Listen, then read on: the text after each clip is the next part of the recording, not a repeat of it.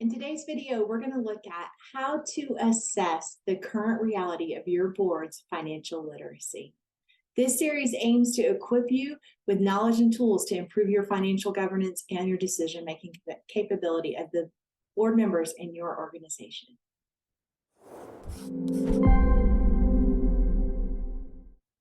Hi, my name is Teresa Clark, and I'm a CPA with over 25 years worth of experience with 501c3 nonprofits.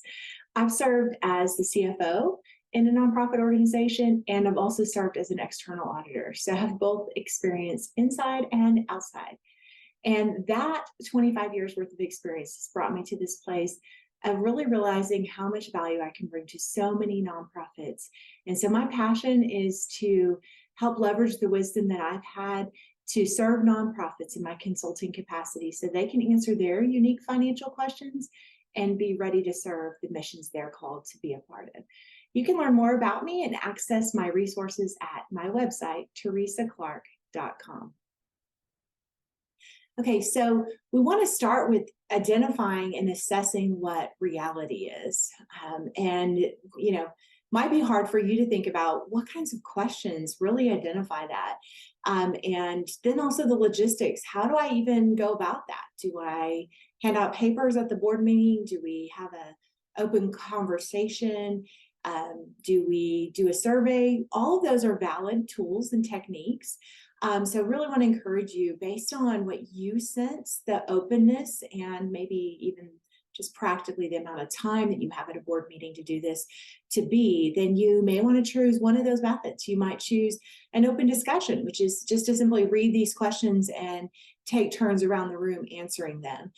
That would be for a board that feels really comfortable with each other and has created a culture of openness and communication. Alternatively, you may need to provide just a printed copy and ask everybody to take 10 minutes, 5 minutes to fill that out at a board meeting and collect those. The third method would be to send it out outside of a board meeting in the form of maybe an online assessment, an online tool that they can complete. And then you can gather those and share the results. We'll be talking about that in my next part of this video series. But for today, I want to talk about what are some of the questions that you could ask your board to assess their comfort level or their literacy when it comes to the finances of your nonprofit. So I'm going to go over these questions today. The first one is just to ask them, do you feel comfortable reading or interpreting the financial statements? So do they just understand what they're getting? That's our first question. The second question might be, can you identify with a dollar amount how much we have available in resources that are unrestricted, maybe board designated for emergency funds or cash reserves? The third would be, and the amount of funds we have that are donor restricted. This would be a very important financial literacy question. We're assessing that they not only know how to read generally the financials, but they know how to find specific numbers that would come up that would be board decisions about spending. The next one is, can you identify key components of your current budget and explain the process for developing and monitoring our budget? So do they just even know how the whole budget world works? And is the budget just, kind of a side thought and no attention's given to it? Or is it something that we actively engage in and use for looking back at our results, but also planning for forward opportunities? Next is, can you identify the trends or patterns in our financial reports that indicate that there's an area that needs attention or improvement? So very good question. In a lot of these, you're just looking for yes or no.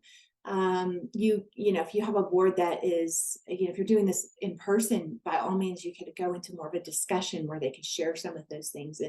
And really what that would be achieving is on-the-job training right then and there. You'd be actually facilitating the training aspect while doing the assessment. Pretty powerful way to do two things at one time. Next, how do you assess the financial health of our organization beyond just looking at the revenue and expenses? And I would definitely recommend a text answer here. How are they assessing the financial health of the organization? So again, we're focusing on finances. All these other matters of performance and programs are very important, but we're focusing on finances in these questions. Next is, what measures do you consider when evaluating the financial risk of our organization? And can you name some financial risks that could potentially impact our nonprofit? Now we're getting a little deeper into sort of the threats of a SWOT analysis. Like, what are some of those potential things that could really hurt us? Do we have a granting source, for example, that's potentially going to cut or decline? That would be the kind of information you're looking for them to articulate there. Next is, are you aware of the regulatory and compliance requirements that are relevant to our financial operation? So, the filing of a 990, grant reports, those kinds of things. Are they aware of them? And to their knowledge, are these, are they being reported on in a way that the board knows these things are being fulfilled? Next, can you explain the principles behind our cash and management and investment policy? And then, do you know if we're in compliance with that principle? So good question here that relates to not only what resources do we have available, but how are we supposed to protect and to potentially earn some yield, appropriate yields based on the risks we can take and liquidity needs? Are they aware of what our policies are related to that? Next is, how well do you understand our organization's cash flow cycle and its impact on our operations and sustainability? Maybe a range here of a 1 to 5. One is, I have no idea. And the other is, oh, I can explain it completely. So every organization, every nonprofit has cycles. Maybe you have a cycle that once a year you have an event. So in the months, furthest away from that event, you may be having cash flow concerns, and they know that, and so they plan for that. Or maybe you're funded in large part by year-end giving. So in the months outside of November and December, you see those lower cash flow months, those less resources going out in, more resources going out, or maybe another alternative. Next is sort of a related question, but how knowledgeable are you about our diverse revenue streams and how much they each impact our budget?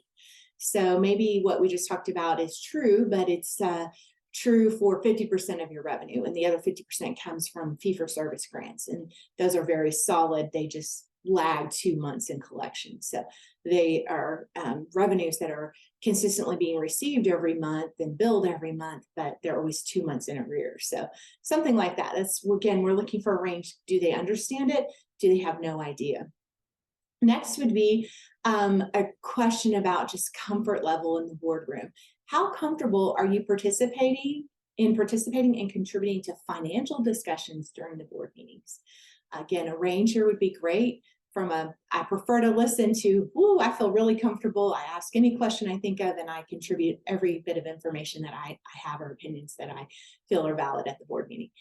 And then the last question, a very open-ended question, but what support or resources do you as a board member would you find beneficial to improve your financial governance and your decision-making ability as a board member?